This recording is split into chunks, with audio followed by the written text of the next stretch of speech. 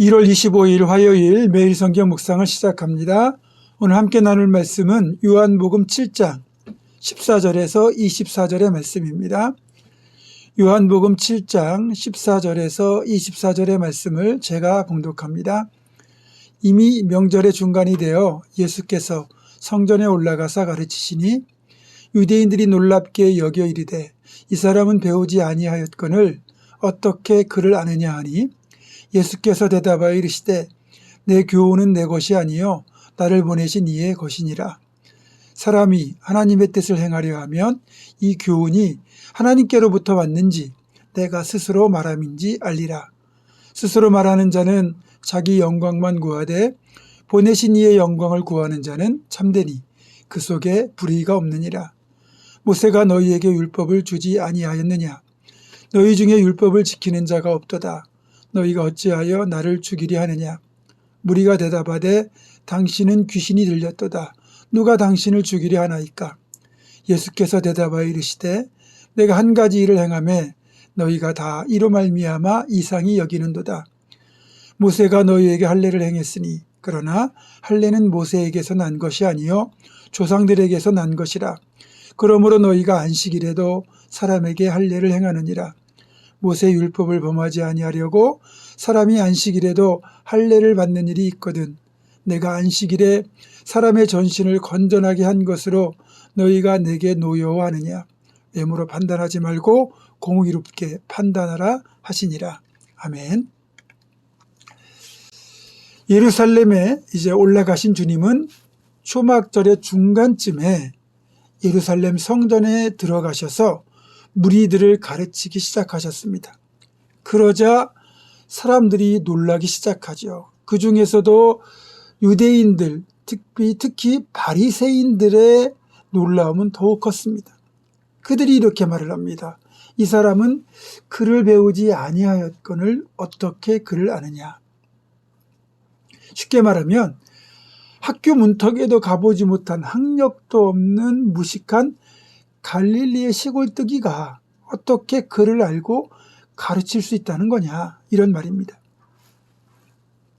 여기에서 글이라고 하는 이 단어는 헬라어로 그람마타인데요. 이 그람마타의 본래 뜻은 성경 본문을 아는 것을 포함하여 율법 전체를 해석하는 능력을 의미하는 단어로 쓰이는 단어입니다. 그러니까 예수님 당시에 성경을 가르치려면 유명한 랍비의 문화에서 율법에 대한 교육을 받고 그리고 미시나나 탈무드에 대한 교육을 이수해야 되고 그래야 랍비가 될 수 있습니다. 랍비가 된 뒤에 성전에서 가르치는 것이 당시의 정상적인 순서였습니다. 그런데 한 번도 랍비에게 교육을 받은 적이 없는, 그리고 자기들의 보기에도 갈릴리 시골 냄새가 팍팍 나는 젊은이가 성전에서 말씀을 가르치는데 너무나도 유창하게 그리고 훌륭하게 성경을 풀어주시고 가르쳐 주시니까 당연히 놀랄 수밖에 없었겠죠. 사실 성경을 가르치고 해석하는 것에 있어서 우리 주님보다 더 잘 가르칠 분은 없을 겁니다. 아시는 것처럼 성경은요 40여 명의 서로 다른 저자에 의하여 1500년의 간격을 두고 서로 다른 시대와 상황에서 쓰인 책입니다. 그렇게 시대와 배경과 저자가 다름에도 불구하고 성경이 놀라운 통일성을 지닐 수 있었던 비결은 바로 그런 인간 저자들의 손끝을 움직여서 성경을 기록하게 하신 분이 다름 아닌 하나님의 영, 성령이기 때문입니다. 디모데후서 3장 16절은 이렇게 말씀합니다. 모든 성경은 하나님의 감동으로 된 것으로. 그러니까 성령님께서 성경의 최종 편집자였음을 밝혀주고 있는 거죠. 그렇기 때문에 성경을 읽고 그 뜻을 제대로 깨닫기 위해서는 반드시 성령의 조명, 즉 성령의 도우심이 필수입니다. 그렇게 보면 우리 주님은 삼위일체의 한 분이시고 창조사역에 동참하셨으며 성령께서 성경을 기록하시는 일에 함께 하셨기 때문에 주님이야말로 성경을 해석하고 가르치는 데 있어서 가장 정확하고도 최고의 권위를 지니시는 분이 되는 겁니다. 그래서 구약에서 우리가 해석이 잘 안 되는 부분을 주님께서 그 부분을 새롭게 말씀해 주시고 해석해 주셨다면 그것이 원래 성경이 담고 있는 의도이며 의미라는 걸 알아야 됩니다. 주님은 그래서 구약에 기록된 하나님의 말씀을 온전케 하셨고 그 본질적인 의미를 우리에게 되찾아 주셨기 때문에 구약은 반드시 신약과 함께 읽어야만 그 뜻이 완전해집니다. 우리들의 경우에도 목회자들이 설교나 또는 성경 공부 시간을 통해서 우리가 평소에 잘 이해하지 못했던 어려운 성경 본문을 쉽게 설명해 줄 때가 있지 않습니까? 또 지극히 평범한 본문인 것 같은데 깊은 통찰력으로 그 본문의 의미를 새롭게 제시할 때 우리가 말씀에서 큰 은혜를 받지 않습니까? 이 말씀이 이런 깊은 의미가 있었구나. 이 말씀을 이렇게도 해석할 수가 있구나. 우리가 그렇게 생각이 들 때 있잖아요. 하나님께서 우리 목회자들을 통하여 성경을 해석하는 도구로 사용하실 때가 종종 있습니다. 우리 예수님이 가르치시는 교훈은 사실 예수님께서 새롭게 창작하신 것이 아니에요.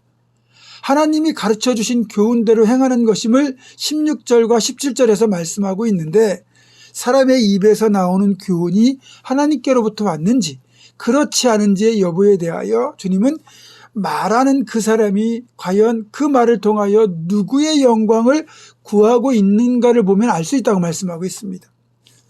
자기의 영광을 구하면 스스로 말하는 자, 즉 자기의 생각을 말하는 자고 하나님의 영광을 구하면 하나님이 가르쳐 주신 교훈을 말하는 사람이라는 겁니다. 여러분, 그렇습니다. 우리가 하나님의 말씀을 대하고 해석할 때 그것을 통하여 하나님의 영광을 구하는 것이 그 말씀을 바르게 읽고 해석하고 적용하는 비결입니다. 우리가 매일 묵상을 하잖아요. 그 묵상을 통해서 결국은 하나님께 영광을 돌리는 삶으로 이어지는 것, 그게 가장 올바른 묵상이기도 합니다. 매일 묵상을 행하는 저와 여러분이 그 묵상을 통하여 우리에게 삶의 방향을 가르쳐 주시고 삶의 지혜를 가르쳐 주시는 그런 은혜를 넘어서 최종적으로 하나님께 영광이 되는 삶을 살기로 결단하고 그걸 삶에 적용할 수 있을 때 그 묵상이 정말 유익한 묵상이 되는 겁니다. 저와 여러분이 이런 말씀의 깊은 묵상과 유익을 통하여 하나님께 영광을 돌릴 수 있기를 주님의 이름으로 축원합니다. 기도하겠습니다. 고마우신 아버지 하나님, 말씀의 저자이신 성령님과 그리고 그 성령님과 함께 말씀을 기록하신 우리 예수님의 말씀 해석을 따라서 우리가 이 말씀을 읽고 해석할 수 있게 도와주시고 최종적으로는 이 말씀을 통하여 하나님께 영광을 돌리는 그런 말씀의 결론과 적용이 우리에게 있어 이 말씀이 정말로 우리의 삶에 유익한 말씀으로 이어질 수 있도록 우리들을 이끌어 주시옵소서. 그런 말씀의 지혜와 눈과 분별력을 열어주시기를 간절히 원하옵고 예수님의 이름으로 기도하오며 이제는 우리 주 예수 그리스도의 은혜와 하나님의 사랑과 성령의 교통하심이